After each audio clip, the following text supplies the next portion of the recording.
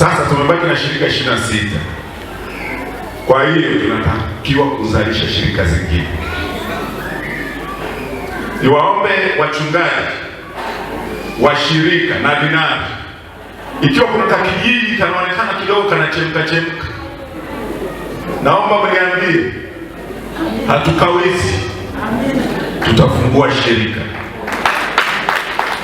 Mchungaji, usiogope, tufungue shirika. Hata kwa kuanza tu, tuanze kwa kitu kidogo, ila shirika mama ziwasaidie.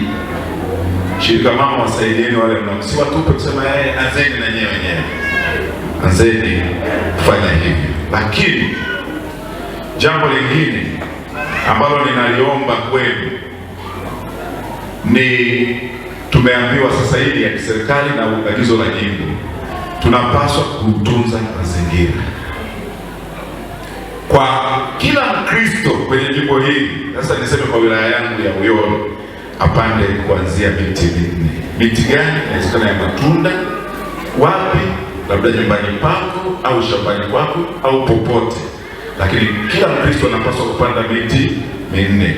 Sisi kama ofisi ya wilaya tumeamua pale tutaanza kupanda maparachichi na kutafuta nje, tutunze mazingira.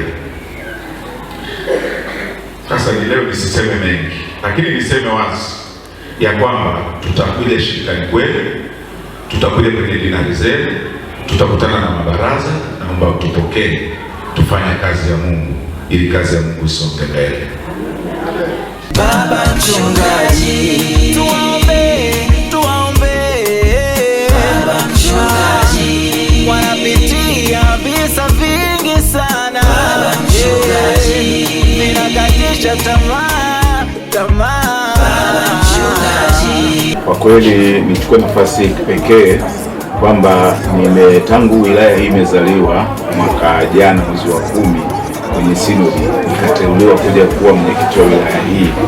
Ninamshukuru Mungu sana, utaratibu wa wilaya hii wameweka utaratibu wa kunipokea au kunikaribisha ili niendelee na kazi, pamoja na kwamba nilishaanza, lakini kwa kweli wameona wafanye tendo la ibada maalum ya kunikaribisha na kunitakia baraka za Mungu kwenye kazi hii. Kwa hiyo nichukue nafasi kuwashukuru sana wachungaji, Wakristo, kwaya mbalimbali na wote wadau mbalimbali ambao wameonekana wana moyo wa ukarimu na kunikaribisha kwa moyo mweupe. Naamini hilo litanisaidia kufanya kazi kwa ubora zaidi. Unawaahidi nini wa Kristo wako ambao utakuwa unaenda kuongoza katika wilaya yako hiyo Uyole, au wategemea nini kutoka kwako wewe baba yetu ambayo wamekupokea siku hii leo?